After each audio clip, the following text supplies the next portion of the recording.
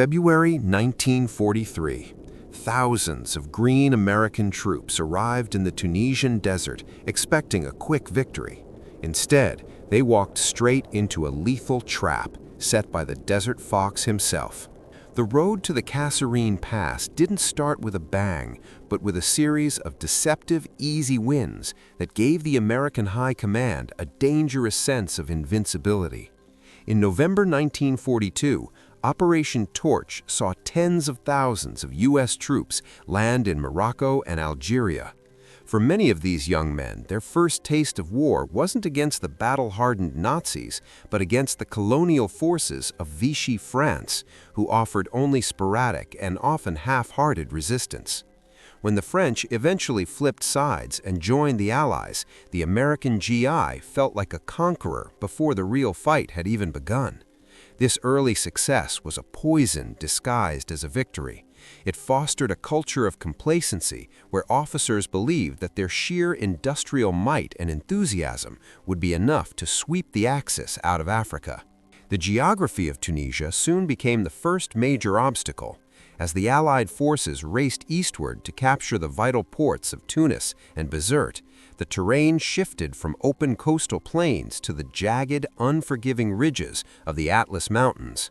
The Ami Desert isn't just a sandbox. In the winter of 1943, it was a freezing, mountainous labyrinth. The Americans were forced to stretch their supply lines over hundreds of miles of single-track railroads and crumbling dirt roads that turned into soup the moment the winter rains hit. While the Americans were struggling to move a single crate of rations through the mud, the Germans were flying in reinforcements and heavy equipment directly into Tunis, just a few miles from the front. This logistics nightmare created a massive gap between the frontline reality and the maps in headquarters. The American soldiers were freezing in light summer jackets, their boots rotting in the Tunisian muck, while their commanders back in Algiers were sipping wine and planning a victory parade.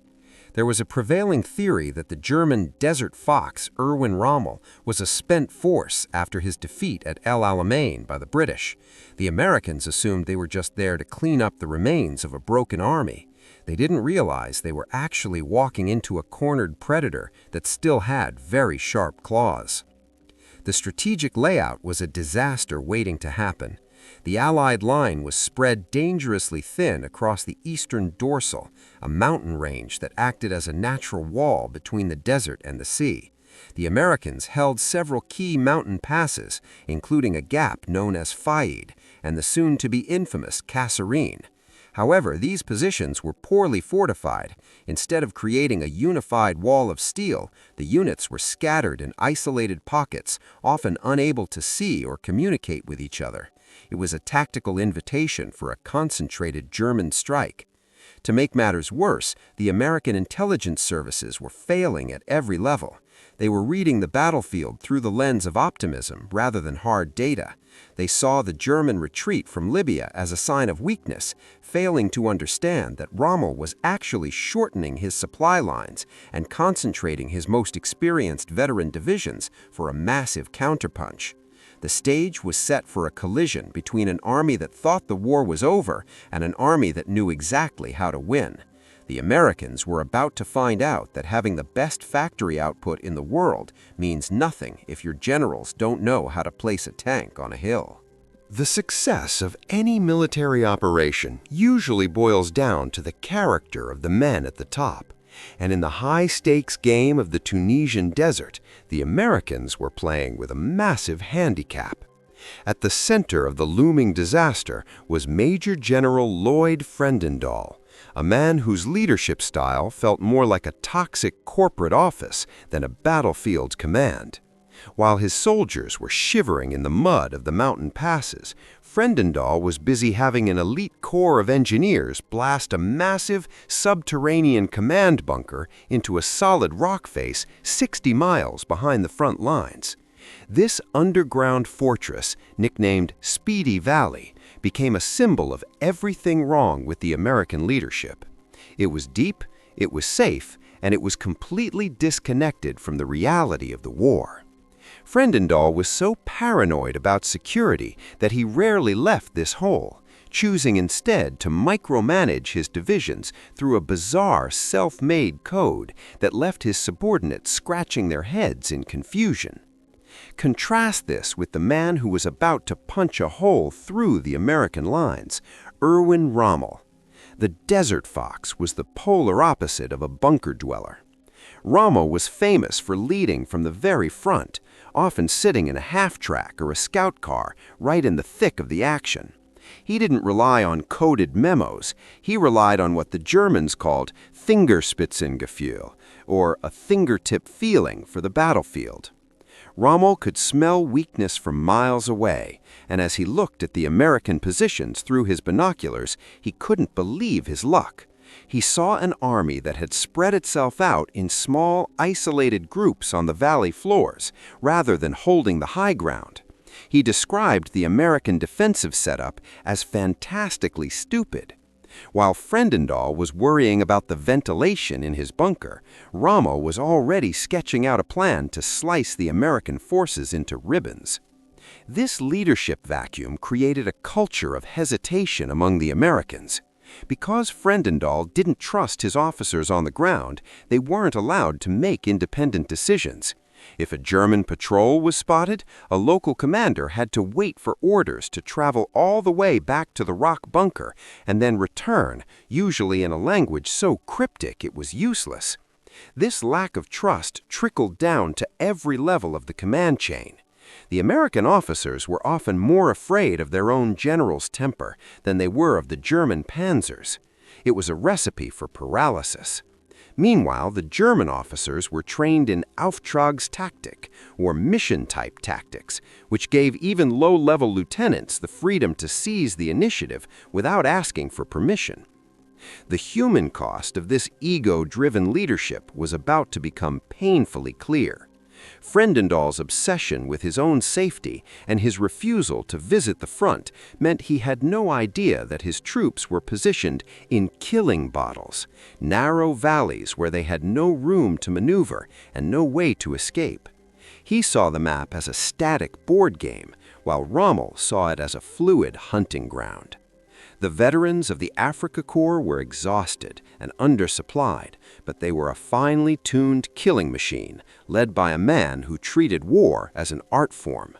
The Americans, by comparison, were a collection of talented individuals led by a bureaucrat who was out of his depth. As the sun began to set over the Atlas Mountains in mid-February, the professional predator was ready to strike the confident amateur.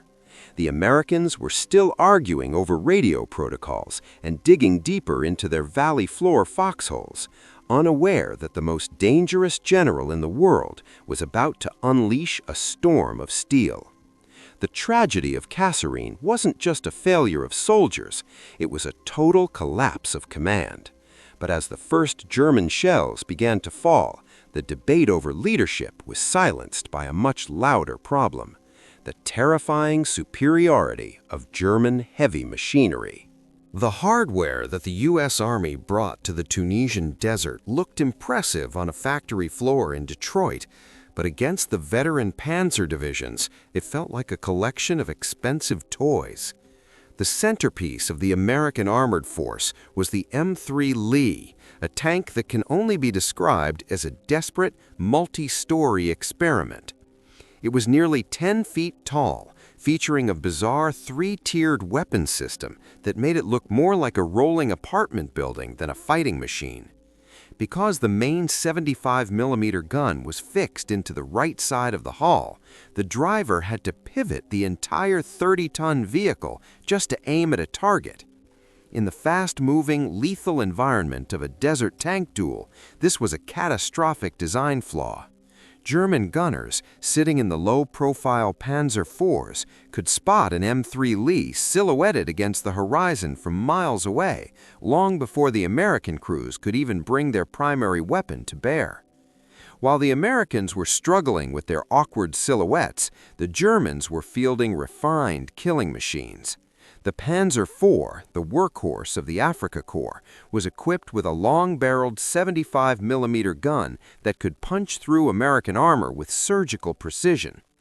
But the real psychological terror came from the debut of the Tiger I.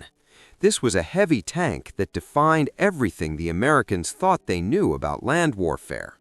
Its thick, square frontal armor was virtually immune to the standard 37mm anti-tank guns the U.S. infantry relied on. During the initial skirmishes, American crews watched in horror as their shells struck the hull of a Tiger, sparked, and ricocheted off into the sand like they were throwing tennis balls at a mountain. The realization that they possessed nothing capable of stopping these steel monsters caused a wave of Tiger phobia that would haunt the U.S. Army for the rest of the war. The gap wasn't just in the thickness of the steel, but in the clarity of the vision. German tanks were equipped with world-class Zeiss optics, allowing their gunners to identify and hit targets at ranges that seemed impossible to the Americans. U.S. tankers were often forced to use crude periscopes and basic sights that made the battlefield look like a blurry mess of sand and smoke. To make matters worse, German tank commanders had a dangerous but effective habit of riding with their heads outside the hatch, giving them a 360-degree view of the chaos. American crews, following strict safety manuals, often fought buttoned up inside their hot, cramped turrets, essentially trying to fight a war while looking through a series of narrow mail slots. Then there was the lethal synergy of the German Pock fronts. The Germans rarely sent their tanks out alone. They moved in coordinated groups supported by the terrifying 88mm flak gun. Originally designed to shoot down high-altitude bombers, the 88 had been repurposed into the most feared anti-tank weapon of the era. A single 88 hidden in a dry riverbed could wipe out an entire American tank company before they even saw a muzzle flash. The Germans would often use their tanks to lure the overeager Americans into a chase, leading them directly into the sights of these hidden anti-tank screens. In a matter of minutes, a valley filled with roaring engines would turn into a graveyard of burning American iron. Inside the American tanks, the conditions were a nightmare of noise and mechanical failure.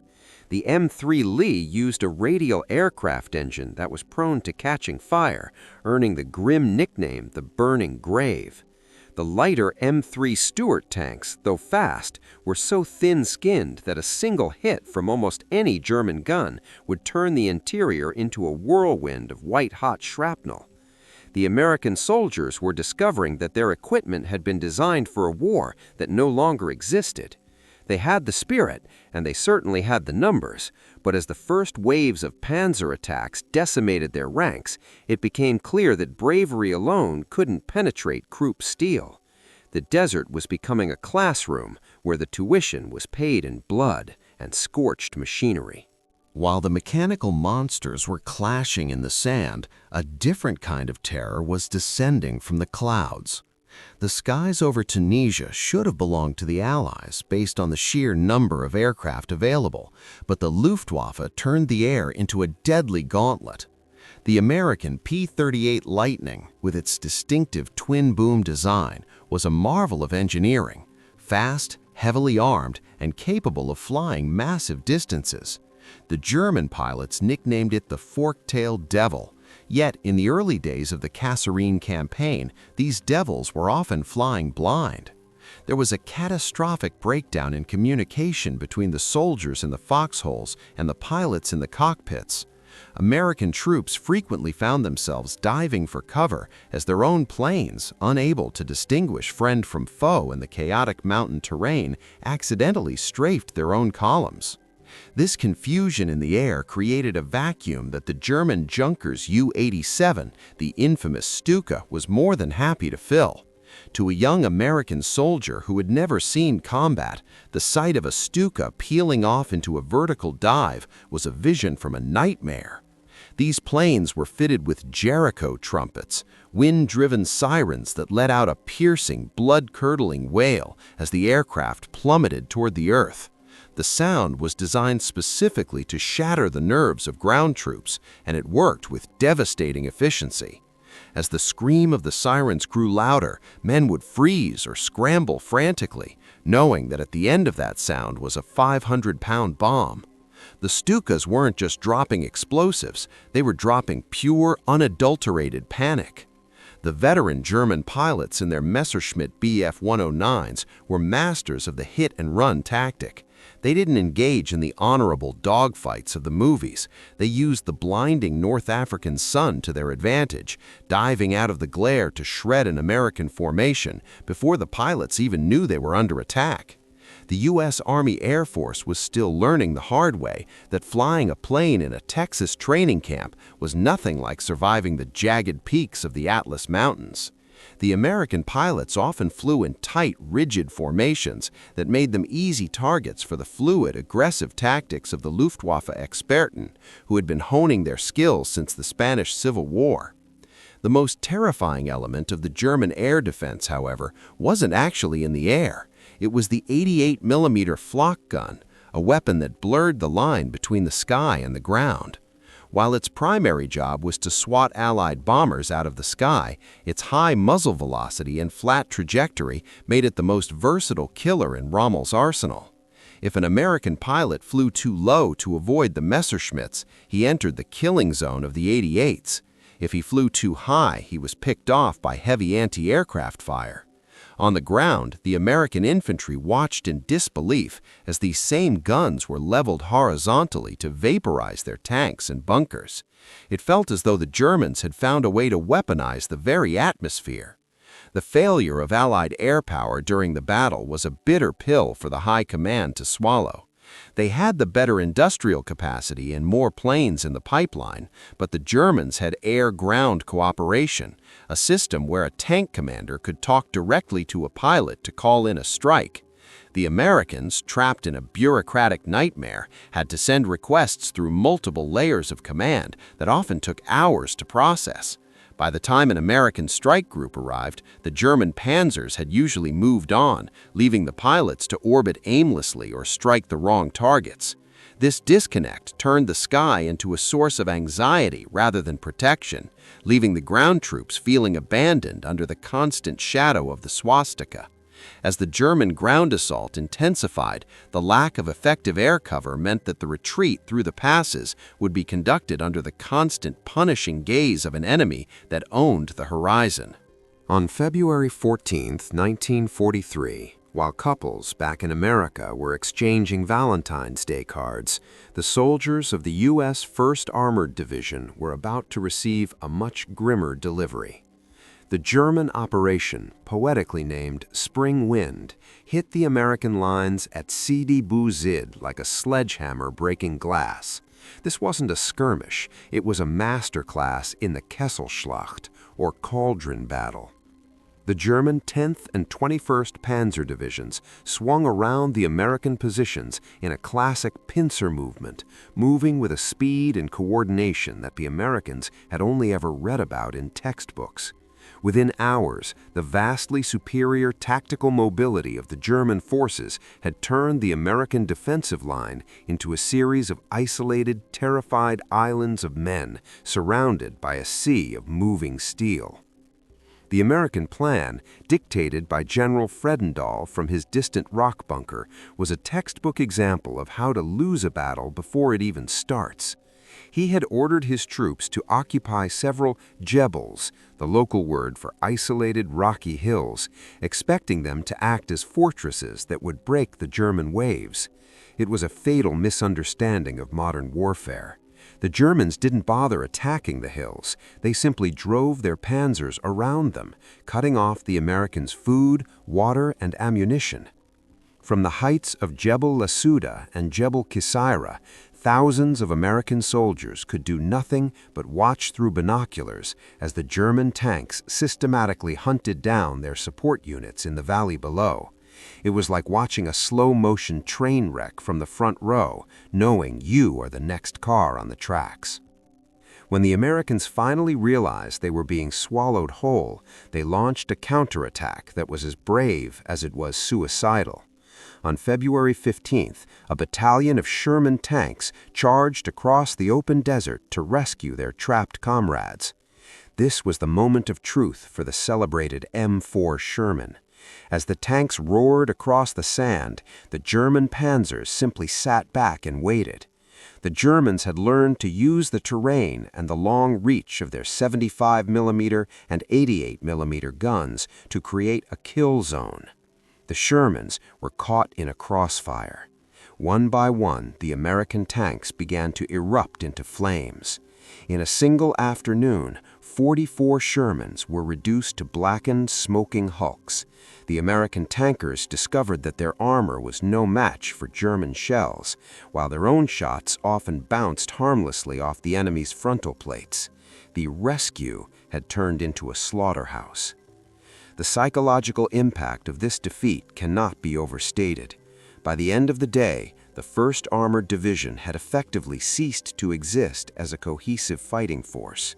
The survivors who managed to scramble back toward the west brought with them stories of invincible German Tiger tanks and a Luftwaffe that seemed to own every inch of the sky. This was the beginning of the Kasserine races, a frantic, disorganized retreat where units abandoned their heavy equipment, blew up their own fuel dumps, and fled toward the safety of the mountains. The desert floor was littered with brand-new American trucks, half-tracks, and artillery pieces, all left behind for the Germans to scavenge. It was a windfall for Rommel, who was more than happy to use American fuel and rations to power his drive toward the Kasserine Pass. As night fell over the burning remains of Sidi Bouzid, the Green American Army was in a state of total shock. They had entered the battle as confident, well-equipped liberators and were leaving it as a broken rabble. The sense of security they had felt just 48 hours earlier had evaporated in the heat of exploding ammunition. The road to the Kasserine Pass was now wide open, and the Desert Fox was not known for showing mercy to a retreating enemy. The Americans weren't just losing a battle, they were losing their identity as a modern military power. The next few days would determine if the U.S. Army could survive its first real trial by fire, or if the North African campaign would end in a humiliating evacuation. The nightmare at Sidi Bouzid was just the opening act for the true horror that awaited them in the shadows of the pass. The Kasserine Pass is a 2-mile-wide gap in the jagged spine of the Atlas Mountains, a place that looks like a natural fortress, but quickly turned into a slaughterhouse. By February 19, the remnants of the American forces had scrambled back to this position, believing the narrow walls of the canyon would finally neutralize the German advantage in speed. They were wrong. The pass wasn't a shield, it was a funnel. As the winter fog rolled in, thick enough to swallow a tank at 50 yards, the American defenders sat in their foxholes, listening to a sound that would haunt their dreams for decades, the rhythmic metallic clanking of panzer treads echoing off the canyon walls. Erwin Rommel didn't believe in waiting for the sun or for his enemy to get comfortable. He launched a night assault, a tactic the Americans were completely unprepared for. German mountain troops and Italian bersaglieri slipped through the shadows, bypassing the main defensive lines by scaling the impassable cliffs on either side of the gap. Suddenly, American soldiers who thought they were looking at a front line found themselves taking fire from the rear and the flanks. In the pitch black of a Tunisian night, the battlefield dissolved into a terrifying mess of tracer fire and screams. The green American troops, exhausted and shivering, found that their training manuals had no chapters on how to fight an invisible enemy who was already standing inside their perimeter with a bayonet. The collapse was sudden and infectious. As the German 10th Panzer Division punched through the center of the pass, the psychological dam finally broke. This triggered what veterans later bitterly called the Kasserine races. This wasn't a tactical withdrawal, it was a full-blown rout. Thousands of men abandoned their heavy equipment, dumped their rifles, and jumped into trucks, racing westward in a desperate attempt to outrun the German panzers. Roads became clogged with a chaotic river of jeeps and ambulances, all fleeing in a blind panic. One witness described the scene as a high-speed parade of defeat, where the only goal was to put as much distance as possible between themselves and the desert fox. The sight of the world's most industrially advanced army fleeing from an undersupplied, exhausted enemy was a shock that rippled all the way back to the White House. Yet in the middle of this disaster, there were pockets of desperate, grip-teeth defiance. Small groups of engineers and infantrymen, often without officers or orders, realized that if the Germans broke through to the supply depots at Tebessa, the entire African campaign was over. These stopgap forces turned their trucks sideways to block the roads and stayed behind with nothing but Browning machine guns and a few crates of grenades. They fought brutal, close-quarters battles in the rain and mud, buying minutes with their lives while the rest of the army fled. In one instance, a handful of American tank destroyers held a ridge for hours, firing until their barrels were red hot, knowing they had zero chance of escape. They weren't fighting for a general or a strategy anymore. They were fighting for the man in the foxhole next to them.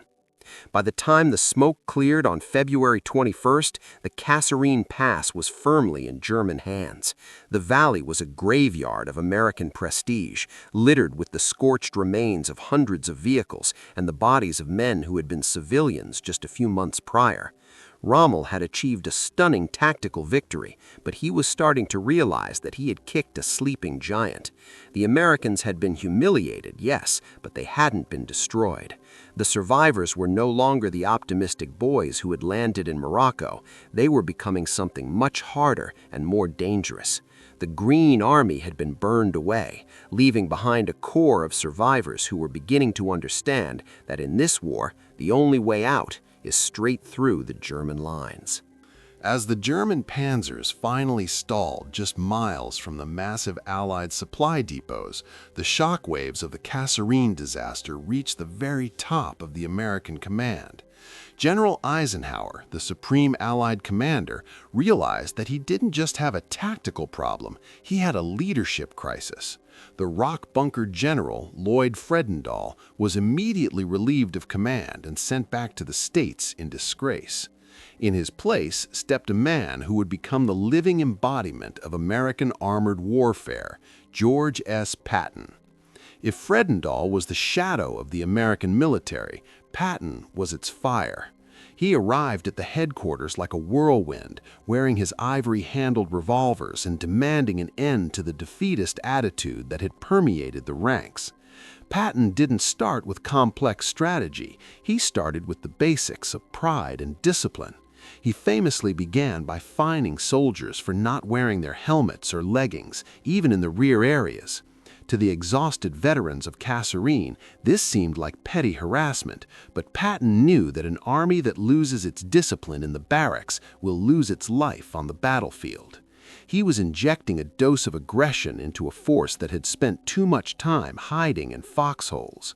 He reorganized the division structures, ensuring that tanks, infantry, and artillery worked as a single devastating fist rather than separate fingers. The lessons of blood from the past were being codified into a new, relentless doctrine of mobility. It wasn't just the leadership that changed, the very tools of the trade were evolving. The American military-industrial complex was listening to the screams from the Tunisian desert. The reports of shells bouncing off German armor led to an urgent push for the long 76mm guns and better anti-tank shells.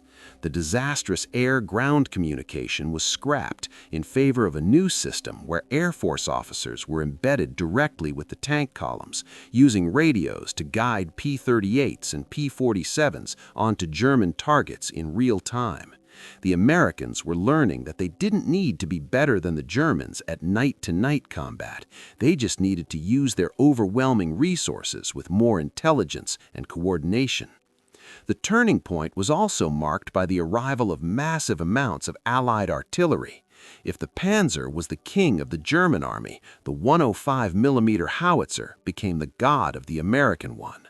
At the tail end of the Kasserine battle, British and American artillery units finally managed to concentrate their fire, creating a curtain of steel that even Rommel's veterans couldn't penetrate. This was the birth of the time-on-target tactic, where multiple batteries would time their shots so that every shell landed on the same spot at the exact same second.